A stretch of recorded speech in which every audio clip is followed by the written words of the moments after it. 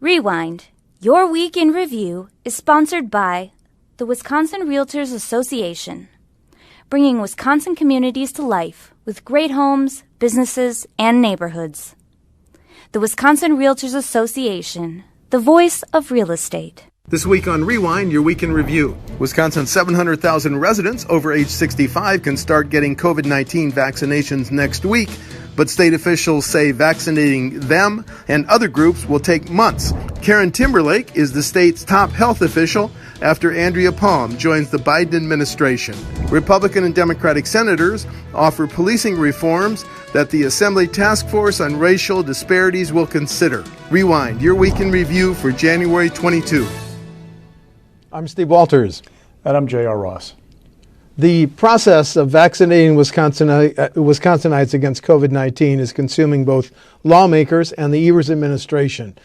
Before we let you hear from the governor and the deputy secretary of DHS, let's kind of walk through where things are right now. As of Monday, the DHS announced that those 700,000 residents, Wisconsin residents over 65, can start getting vaccinated as of Monday.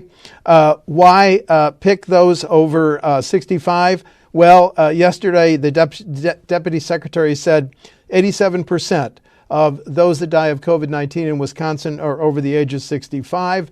Now, very interesting, a panel has recommended that the next round of shots go for teachers, child care workers, grocery workers, utility and transit workers, and prison inmates. More on that later.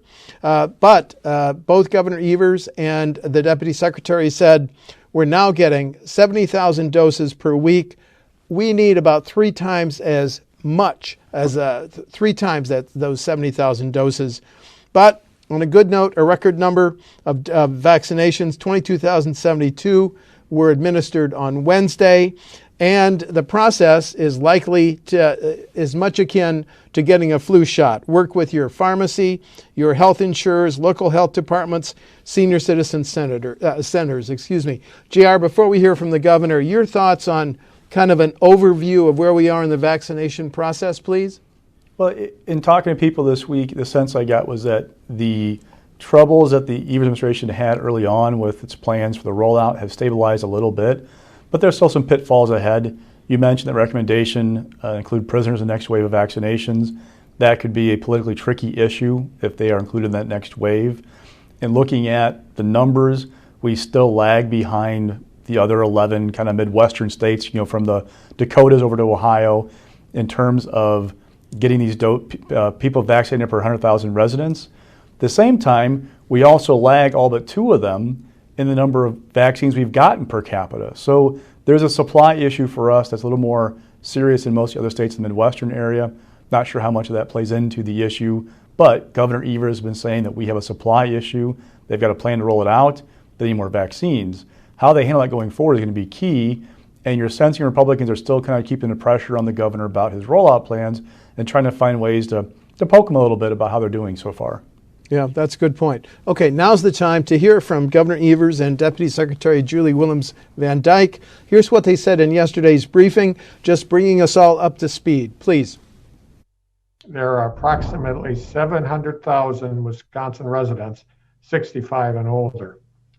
The amount of vaccine we get from the federal government will help determine how quickly we can get through this group, but we're going to get started with the supplies we have available now. To get through 700,000 Wisconsinites is going to take some time, but our healthcare partners, pharmacies, and local and tribal public health folks are ready and up to the task to get as many people, get to as many people as possible, as quickly and safely as possible. Folks, this is the largest vaccination rollout in our state's history, and not only is it a rapidly evolving situation, there are a lot of moving parts moving very quickly. Taken all together, our healthcare workers, first responders, staff and residents at nursing homes who are in the process of getting vaccinated, staff and residents at assisted living facilities whose vaccinations have already begun and will begin even more fully on Monday,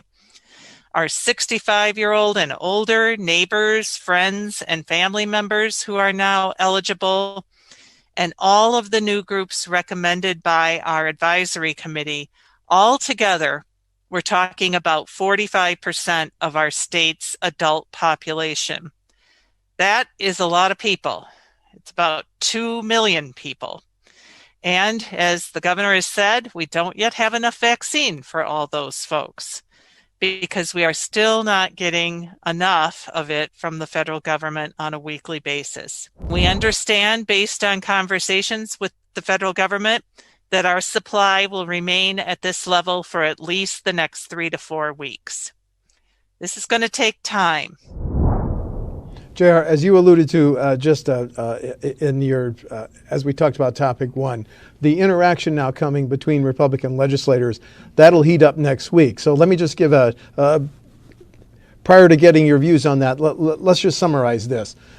Health Committee Chairman in the Assembly, Representative Joe Sanfilippo, he wants the State Department of Health Services to have a plan by the end of March, the end of February, that would, in middle of March, require the vaccinations of the general public. Now let me walk through some of the bills that you and I watched as the Senate committee talked about these just yesterday. Senate Republicans want to prohibit employers or health officials from requiring someone to be vaccinated. They want to prohibit local health officials from closing or setting occupancy limits on places of worship. They want to require a 2/3 vote by local school boards to authorize only online classes for longer than 14 days. And they want to prohibit the immediate vaccination of prison inmates. They want to do some other things, JR, but talk to me about what you expect to happen next week. Well, I think the Senate bills that were in committee this week, they'll all get taken up on Tuesday. I think the impression I get from Republicans that they think those are winners with their base, and also they can put some pressure on Evers, like with, for example, the bill that would prohibit DHS from prioritizing prisoners, the next wave of those who can get the vaccine. They feel like that politically is a winner for them. The Sanfilippo bill is a little trickier, politically speaking. For one, it would basically say if you were 60 or older, then by March 15th, you'd be eligible. Well, 60 has no meaning, really, in reality. I mean, why not pick 55 or 50 or 45? The reason I say that is, unless you had the vaccines, you can't vaccinate more people. And we don't have a supply coming in right now that we could adequately vaccinate those who are in the pipeline already or about to be in the pipeline, and then add those folks in mid-March and get them done successfully. The more people you add to the line, the longer the line gets, and the harder it is to get people who are in the more vulnerable populations vaccinated. Republicans I talked this week also were a little bit kind of iffy about that bill because I feel like the Evers administration has an issue with the vaccine rollout. If they start passing bills to say who can get it, then they take some ownership of how it's being rolled out. They're a little bit worried about what that impact could be like. So I'm not sure if that bill's going anywhere just yet, but it's still part of an effort to put pressure on the Evers administration about how they're rolling things out and try and get them to move quicker and add more people in the pipeline. And JR, at the DHS briefing yesterday, Governor Evers was asked specifically about these Republican oversight bills. And he said, look, I haven't read them, but I don't think they're going to come to my desk. What are your thoughts? Some of them, do you think, will actually, as separate bills, make it to his desk for up or down? So that's the interesting thing. Remember that a lot of these provisions were actually originally in the Assembly bill due to COVID-19. The Senate stripped those provisions out and then passed a pared back bill that Senate Republicans felt like they'd reached a deal with Evers on that bill because it included things like liability protections for schools and churches and businesses and nonprofits. So now what's going to happen with that bill? It's going back to the Assembly. They're going to take it up on Tuesday. Will they add those provisions back in and send it back to the Senate? So these things may get passed as standalone bills by the Senate, but may not go anywhere in the Assembly because the Assembly might take them and put them back in that Assembly bill. So we're kind of in a standoff on the COVID bill right now. And they're not coming to the floor until Tuesday. Things can change by then. They could get a deal before then. But I'm not sure these bills by themselves will go to the governor's desk because they might get back into that bill, or they might be in a standoff for a while about how to address COVID-19. Yeah, and also on a side note, but it's also very relevant, 27 legislators, that's 9 senators and 18 members of the Assembly, are co-sponsors of a resolution that would terminate the governor's order, which he just issued, extending the face mask requirement for enclosed areas, but I know we'll get into that later. So, okay, JR, next topic. You and I woke up to a 6:07 a.m. announcement by a press release from the governor's office one day last week announcing that Health Services Secretary Designee Andrea Palm would be going to Washington to be a deputy secretary in the U.S. Department of Health and Human Services. Part of that announcement said that the new Health Services Secretary is Karen Timberlake, a name that you and I are familiar with because she let's walk through her resume.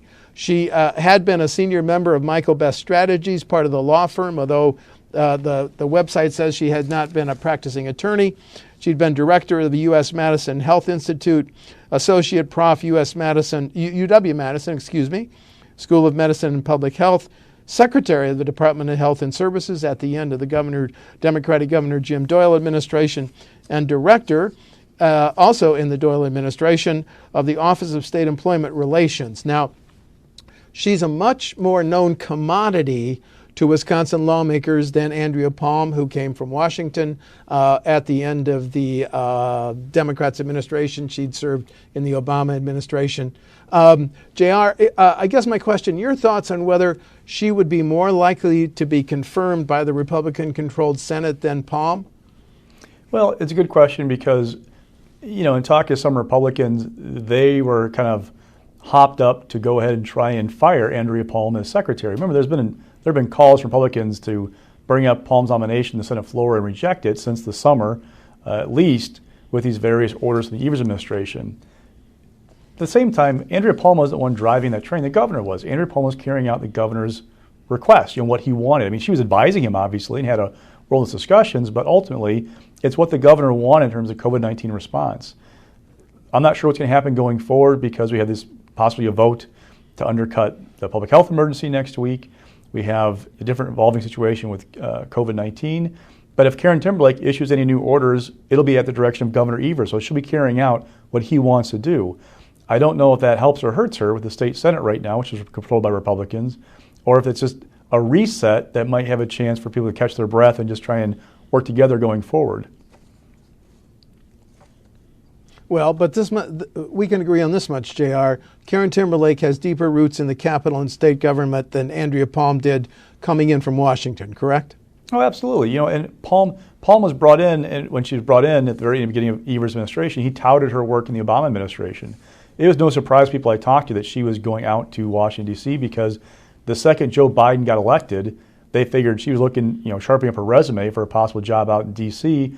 One, she's not from Wisconsin. She came from working out in Washington, D.C. And two, would you want to work in this environment where Republicans are harping on you at every time you do something? I mean, it's just a more welcome environment in D.C. for her to work in than what she's been dealing with in Wisconsin.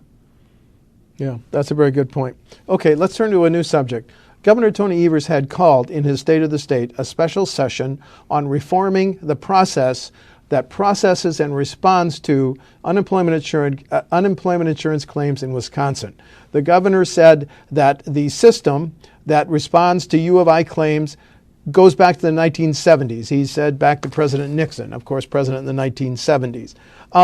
He then submitted the call for the special session last Tuesday, and as you reported, JR, they asked for initially $5.3 million, but said the long-term costs of updating the system could be $90 million. Republican legislators gavelled in and gavelled out that special session on Tuesday, and let's look at what Assembly Majority Leader Jim Steineke said. Governor Evers knows full well that he's had the power to initiate the changes he's asking for without a special session or bill from the legislative branch. If he's waiting for permission to start fixing the problem, he already has that authority. Our governor has shown yet again he prefers a scoop and shovel approach to problem solving. Before we get to Assembly Leader Hintz, Democratic Leader Hintz's response, JR, my question, couldn't the Evers administration begin the RFP, I'm sorry, that's too much bureaucratic, request for proposals for a new U of I system without approval by a special session? Good question. I'm not a lawyer, so I couldn't tell you if there's any hurdle they have to go through for getting there. Part of the pitch that Republicans made was that there's already money available to begin this process. All Evers has to do is dip into it. Now, they gave us this Legislative Fiscal Bureau memo that had all these appropriations listed, how much is in each account. What I'm not clear from that memo is, one, if they can be tapped, because I mean, remember, you can't. There are like pots of money for designated purposes in state government. You can't just like go grab money whenever you want to spend it on something. So I'm not sure each pot that they identify is appropriate. Two, some of those funds have enough money to cover the expense up front, and three, one had a deficit. So, it's not clear to me if, again, not being a lawyer, if they could really have the power to do this. However, you have a budget coming up that he's going to introduce in a few weeks. You could figure out a way to put something in the budget to begin that process and get it rolling. The impression I've gotten, though, is that Republicans, one, think that this is one of Evers' biggest vulnerabilities going into 2022, that he has to take care of the UI issue. They are not going to give him a win on this. One, because they don't think they need his permission. They think that he has the power to do it already. And two, again, they see a big potential vulnerability here. We don't have the same number of claims coming in right now. Fingers crossed, we won't have a pandemic like this again anytime soon. So you would guess we're not going to have the same kind of deluge of claims coming in. So they're saying, hey, this guy's got a problem. We're not going to fix it for him. Make him fix it. Also, if they were to pass a bill, something, they would then share some ownership in this issue. And again, they're saying this is Evers' problem. He better fix it.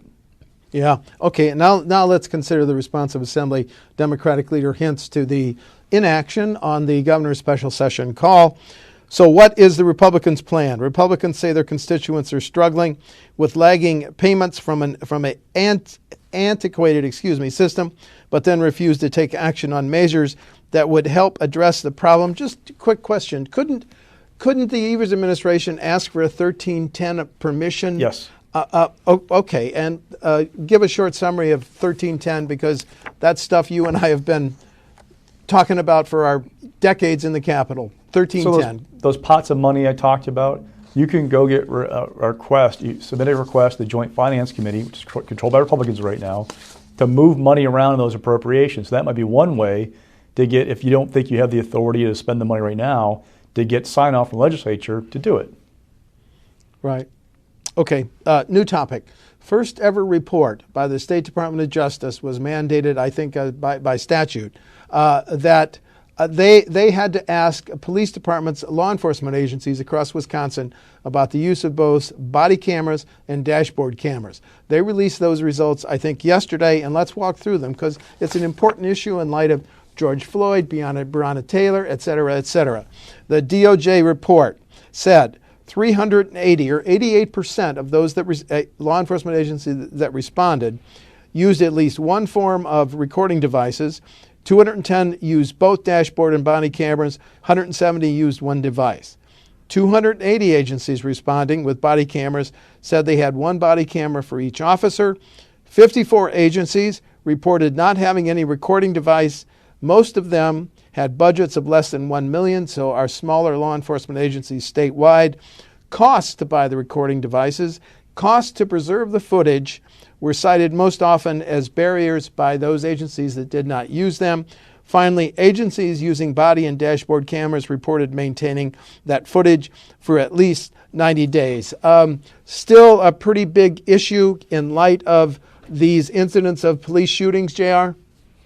Yeah, remember, it wasn't long ago we had a debate in the Capitol about, the use of body camera footage, how it had to be preserved, all those kinds of good things. So there's still some discussions there. What I'm most interested in now is the package of bills that came out this week from Van Wongard, Alberta Darling, two Republican senators, and Lena Taylor, Democrat from Milwaukee, have some policing overhauls of policies.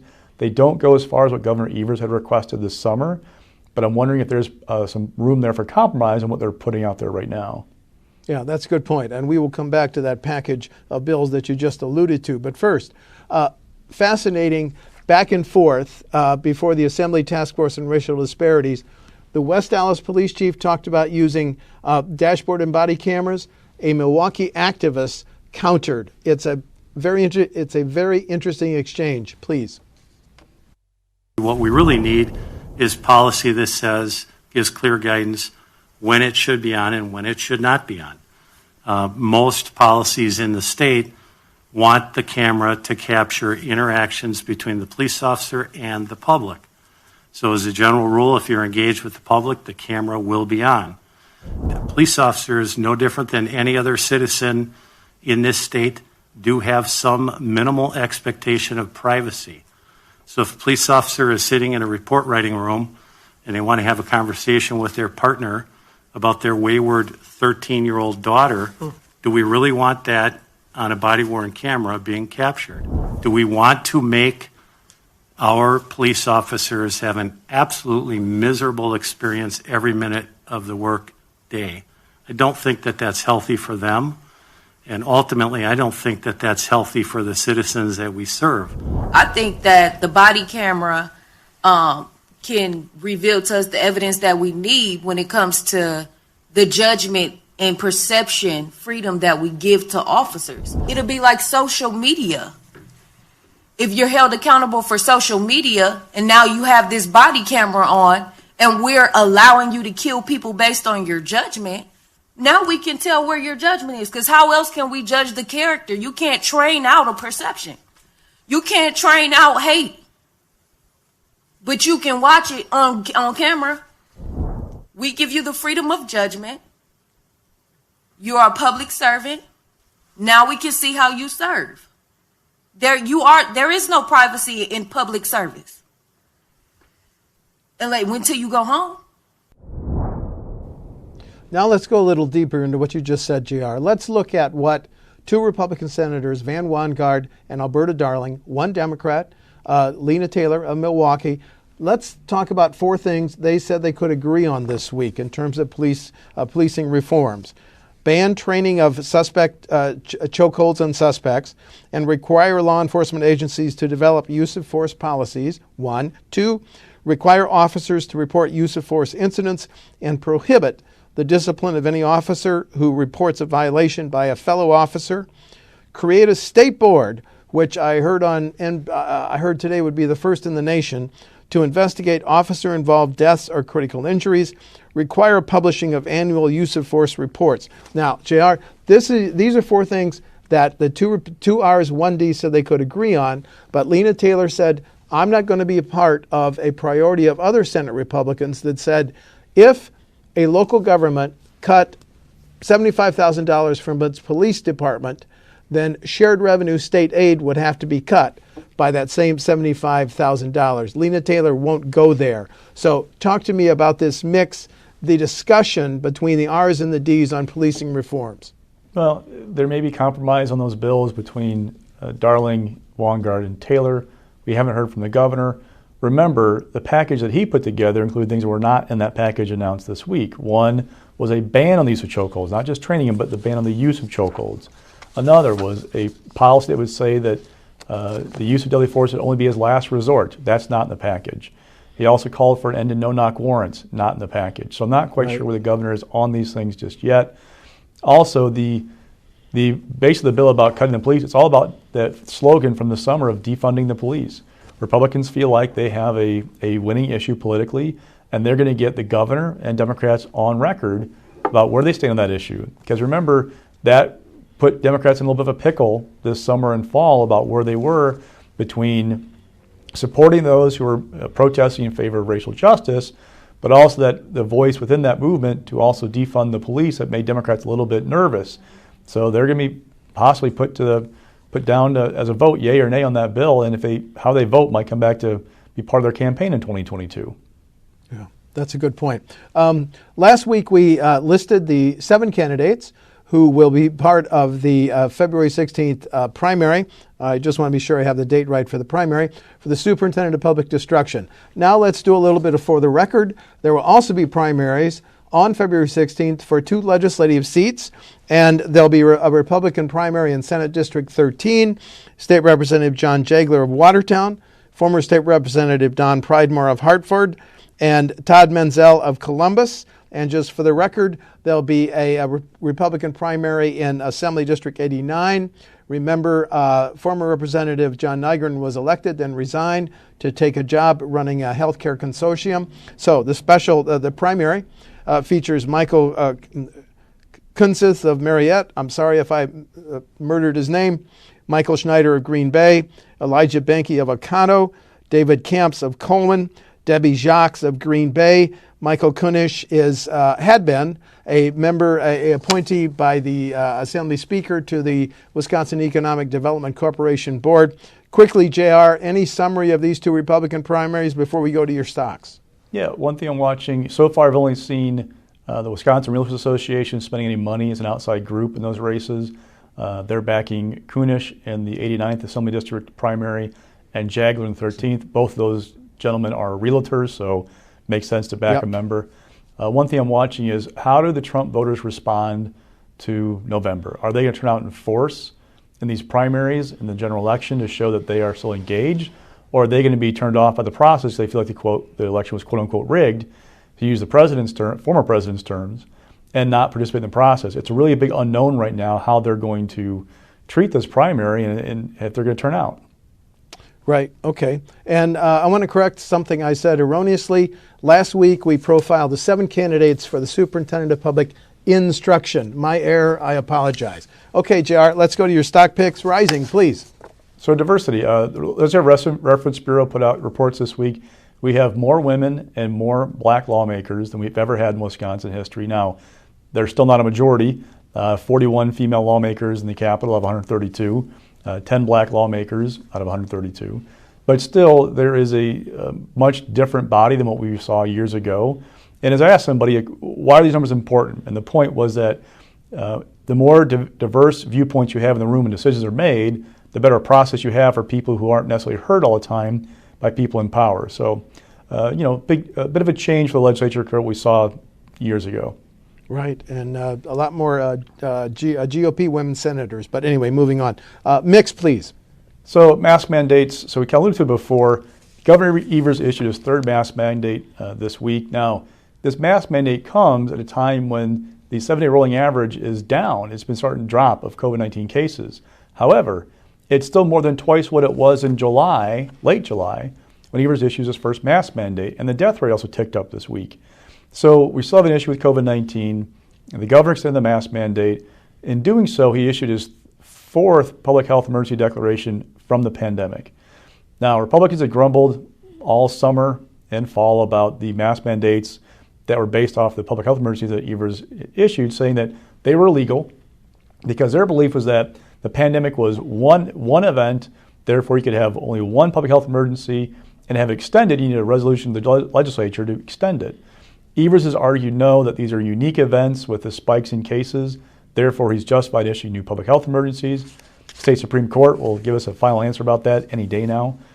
But what's different this time is that it looks like Republicans are going to actually come to the floor and vote on whether to overturn the public health emergency. If they do that, it would undercut then the mask mandate. Now, last summer and fall, people told me that the mask mandate was popular with the public. There might be a price to pay for Republicans that voted against this thing and that it just was too hot to touch politically. I asked people, what's changed since then? Their point was that, one, Republicans didn't do much on COVID. Well, they didn't do anything really on COVID after April of last year and paid no more price to the ballot box. They lost 2 seats in the Assembly and picked up 2 in the Senate. So they're not feeling any political pressure about what they do in terms of COVID-19. 2, they have a base that has been crying out for them to take some kind of action against Evers, thinking that what he's doing is illegal. And 3rd, the reality is if you go outside of like major population centers, the mask mandates aren't being enforced anyway. Unless you have a local business who's requiring it on its own, you're not seeing local officials in rural Wisconsin require a mask or enforcing the mandate.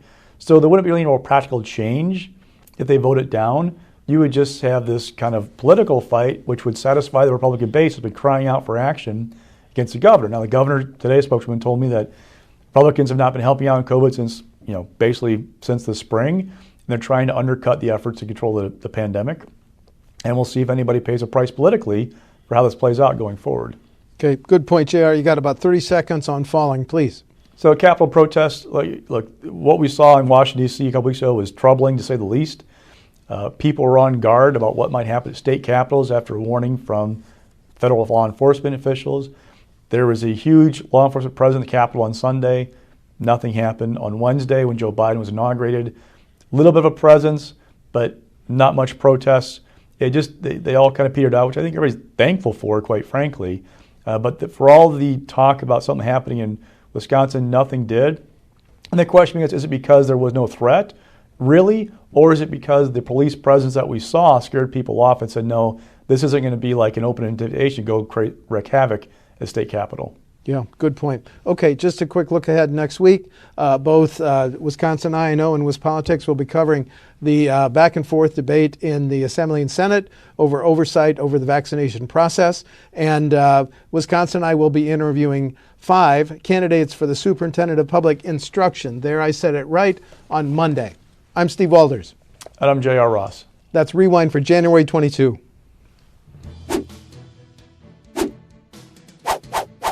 Rewind, Your Week in Review, is sponsored by the Wisconsin Realtors Association, bringing Wisconsin communities to life with great homes, businesses, and neighborhoods. The Wisconsin Realtors Association, the voice of real estate.